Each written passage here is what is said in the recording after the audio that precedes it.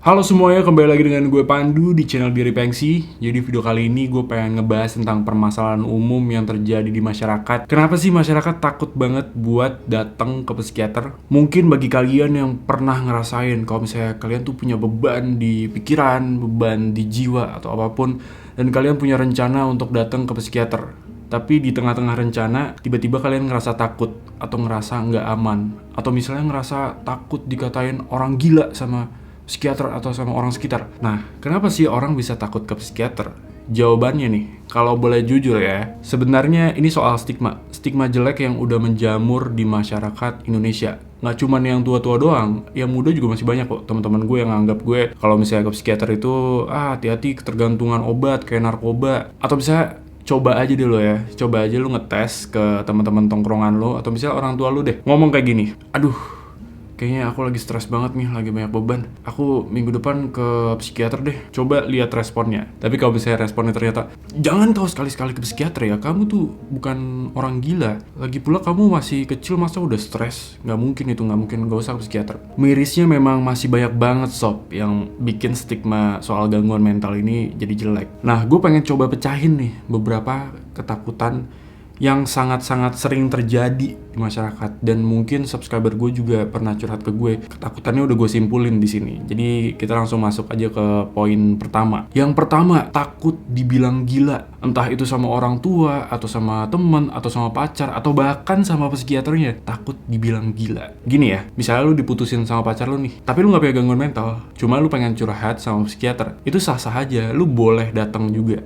Atau misalnya lu punya nilai jelek gitu di UAS lo yang akhirnya malah bikin stres, dan lu juga nggak punya gangguan mental, terus lu datang ke psikiater, itu nggak apa-apa. Ke psikiater itu nggak harus lu punya gangguan mental. Kalau gue sih kebetulan karena gue punya gangguan mental gitu ya, dan gue pun juga didiagnosa bukan langsung dicap jadi orang gila, atau mungkin bisa bahasa medisnya lebih halus skizofrenia gitu ya. Step untuk ngediagnosa jadi orang skizofrenia itu jauh banget men, berat banget gitu stepnya gitu. Dan mungkin kalau misalnya keluhan lu cuman kecemasan berlebihan, ya psikiater cuma bisa diagnosa lu anxiety disorder, bukan skizofrenia. Jadi perlu dirubah tuh. Karena gue sebagai alumni yang ke psikiater berobat selama 1,5 tahun, gue nggak pernah tuh dicap kayak, Pandu, kamu gila. Tidak pernah saya. Yang kedua adalah takut ketergantungan obat. Ini sebenarnya jadi salah satu omongan pedas teman gue yang ngeledekin gue saat gue berobat mungkin sekitar 5 bulan, yang harusnya minimal 6 bulan kan. Itu gue dikatain narkobaan, sehingga gue jadi stres banget,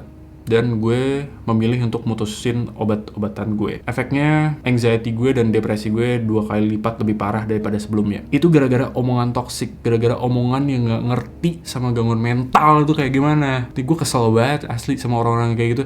Kayak lu gak ngerasain gitu, lu gak ada di posisi gue, dan lu gak tahu kapasitas gue kayak gimana.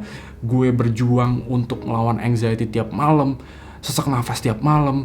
Terus gue juga kehilangan semua peluang-peluang yang harusnya bisa gue raih gitu di usia muda. Tapi gue kok jadi emosi ya? Iya, gue jadi terhambat gitu gara-gara omongan toksik. Jadi sebenarnya semua ketakutan ini berlandaskan dari orang-orang toksik gitu.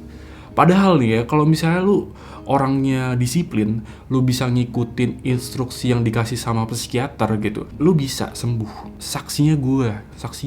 Gue terakhir minum obat itu tahun lalu, bulan Mei. Mungkin gue udah setahun gak minum obat sekarang. Sampai sekarang gue udah gak pernah minum obat lagi cuy. Gue sama sekali gak ketergantungan. Gue kesel aja gitu sama orang-orang yang gak ngerti. Obat itu suka disamain kayak narkoba. Dan juga obat itu sebenarnya bukan sebagai solusi utama. Solusi utamanya adalah lu merubah pola hidup lo dan pola pikir lo jadi lebih bagus, jadi lebih positif gitu. Kalau lo disiplin, lo pasti gak bakal ketergantungan kayak gue.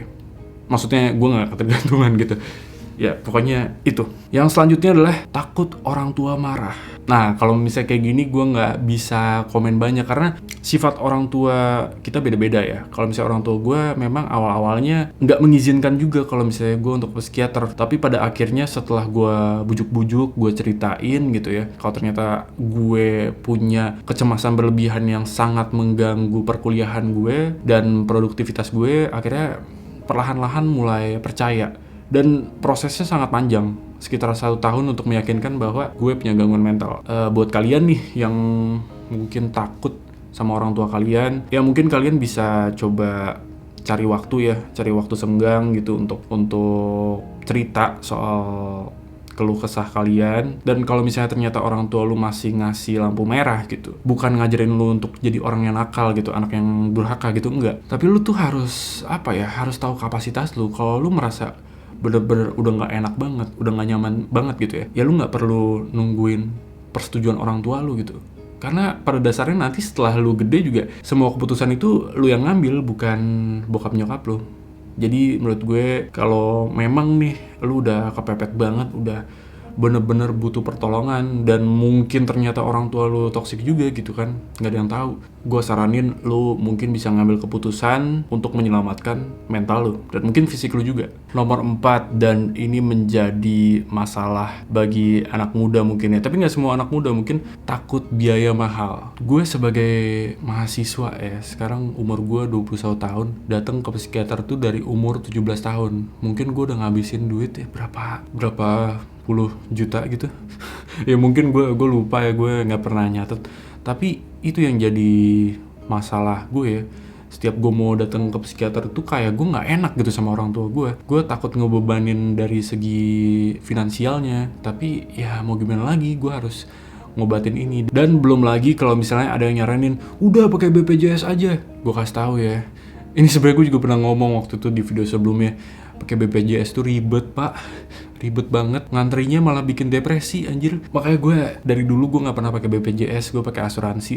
Dan setelah asuransi gue dicabut, akhirnya mau nggak mau gue mending gue bayar pribadi aja deh daripada gue harus ngantri BPJS. Cuman ya mau gimana ya, mahal banget asli. Gue akuin psikiater di Jakarta itu pada mahal-mahal. Cuman ya kalau misalnya kalian mau berjuang nih ya, cari ahli profesional, sebenarnya nggak harus bayar gitu. Memang butuh effort yang sangat besar ya. Mungkin kalau misalnya kalian mahasiswa, kalian bisa manfaatin tuh kayak layanan psikolog dari kampus, atau misalnya di perusahaan ada nggak sih, gue nggak tahu ya. Kalian bisa komentar di kolom di bawah. Atau enggak, banyak juga kok psikolog online gitu yang bertebaran lah, sekarang udah banyak banget, yang mungkin harganya dimulai dari 50.000 atau sampai 100.000 gitu per jam. Ya memang perlu usaha sih untuk berobat, apalagi di tengah pandemi kayak gini kayaknya agak sulit buat cari yang gratisan. Tapi nggak juga sih, masih banyak juga orang-orang yang menawarkan dirinya ya, dan usahakan juga lulusan dari psikologi gitu, menawarkan dirinya untuk membantu orang-orang yang punya gangguan mental dan mungkin kesulitan akan biaya untuk berobat.